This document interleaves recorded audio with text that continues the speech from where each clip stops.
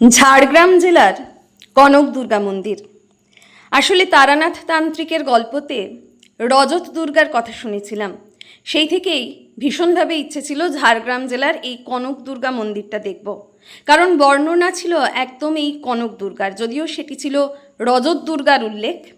যাই হোক, ঝাড়গ্রাম জেলার চিল্কিগড়ে ডুলুং নদীর একেবারে পূর্ব তীরে প্রায় 500 বছরের পুরনো এই প্রাচীন কনক দুর্গার মন্দিরটা।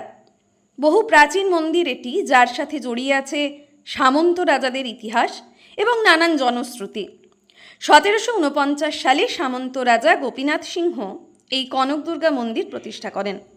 সামন্ত রাজা গোপীনাথ সিংহ দেবীর স্বপ্নাদেশ পেয়ে এই মন্দিরটি নাকি নির্মাণ করেছিলেন। কনক দুর্গা মন্দিরের নামকরণটা শুনেই একটু কেমন সুবর্ণ বা সোনার সঙ্গে যেন মিল আছে মনে হচ্ছে। কনক দুর্গা মন্দিরের নামকরণটা আসলে রানীর হাতের সোনার কাঁকনের সাথে বিশেষভাবে যুক্ত। দেবীর নির্দেশ মতো রানীর হাতের সোনার কাঁকন দিয়ে রাজা দেবী মূর্তিটি নির্মাণ করিয়েছিলেন। রানীর সোনার কাঁকন দিয়ে দেবী মূর্তি নির্মিত হওয়ার কারণে দেবীর নাম রাখা হয় কনক দুর্গা। পৌরাণিক বিশ্বাসও রয়েছে, ঐতিহাসিক দিক তো রয়েইছে। পৌরাণিক বিশ্বাস, অষ্টমীর দিন দেবী নিজের হাতে ভোগ রাধেন। সেই ভোগ বিরাম ভোগ নামে পরিচিত। বর্ধমান থেকে চিল্কিগড়ের দূরত্ব প্রায় 150 কিলোমিটার। গাড়িতে পৌঁছতে 3.5 থেকে 4 ঘন্টা লাগে। এটা হলো মন্দির চত্বর। মন্দিরের চারপাশে জঙ্গল ও নদী এক দুর্ভেদ্য প্রাকৃতিক পরিখা তৈরি করেছে বলা যায়। এবং জঙ্গলে প্রবেশপথ যেটি রয়েছে, অর্থাৎ জঙ্গলের প্রবেশপথটি ভেদ করে আমরা যখন মন্দিরের কাছাকাছি যাই, শুধুমাত্র সেই প্রবেশ পথটিতেই মনে হয় যেন কিছুক্ষণ দাঁড়িয়ে থাকি, ঝিঝির ডাক শুনি একদম চুপ করে। চারিদিকে পাখির ডাক রয়েছে, তার সঙ্গেই একটা আলো আঁধারি পরিবেশ। অপূর্ব সুন্দর লাগছিল এই প্রবেশ পথটি, মানে যখন প্রবেশ করছিলাম তখন। বেশ অনেকখানি রাস্তা হেঁটেই চলেছি। যদিও গরমের সময় গিয়েছিলাম, কিন্তু ক্লান্ত লাগছিল না একটা কারণেই, জায়গাটা একদম ছায়ায় ঘেরা এবং ভীষণ একটা ঠান্ডা ঠান্ডা ভাব রয়েছে গাছের তলায়। জিরিয়ে নেওয়ার জন্য এরকম বেঞ্চও তৈরি করে দেওয়া রয়েছে, তবে সাপের কিন্তু ভয় আছে, একটু সাবধানে। চারিদিকটা সুন্দর করে সাজানো রয়েছে। বহু প্রাচীন হলেও কিছু জায়গায় প্রাচীনত্বের ছাপ তো রয়েছে। এই জায়গাটা যেমন একেবারেই ভাঙা। এখানে একটি বোট রয়েছে, দেখে মনে হয় যেন ডুলুং নদীতে হয়তো এই বোটটি চলতো বা চলে হয়তো বর্ষার সময়, কিন্তু যেহেতু গ্রীষ্মের সময় যাওয়া, সেই জন্য সেই সময় জল একেবারেই পায়ের পাতা ভেজানোর মতো আর কি।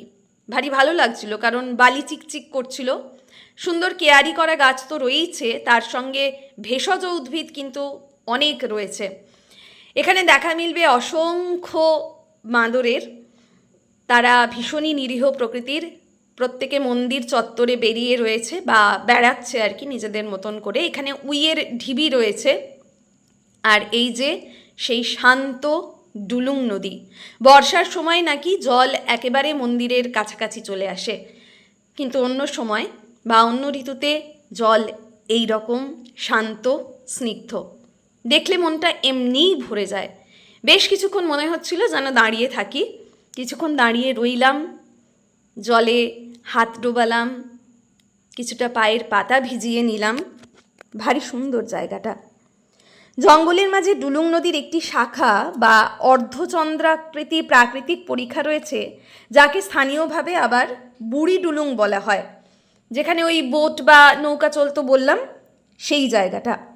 কথিত আছে নবমীর রাতে নাকি এখানে নরবলি হতো, যা পরে বন্ধ করে দেওয়া হয়।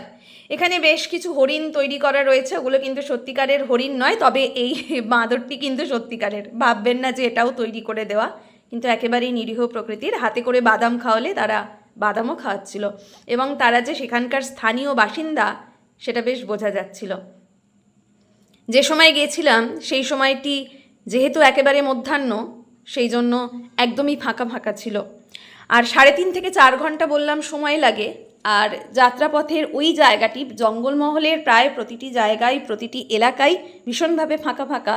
সেই জন্য ওই মেদিনীপুরের কাছেই লাঞ্চ কিংবা জলখাবারটা সেরে নেওয়াই বোধহয় শ্রেয় হবে, বুদ্ধিমানের কাজ হবে।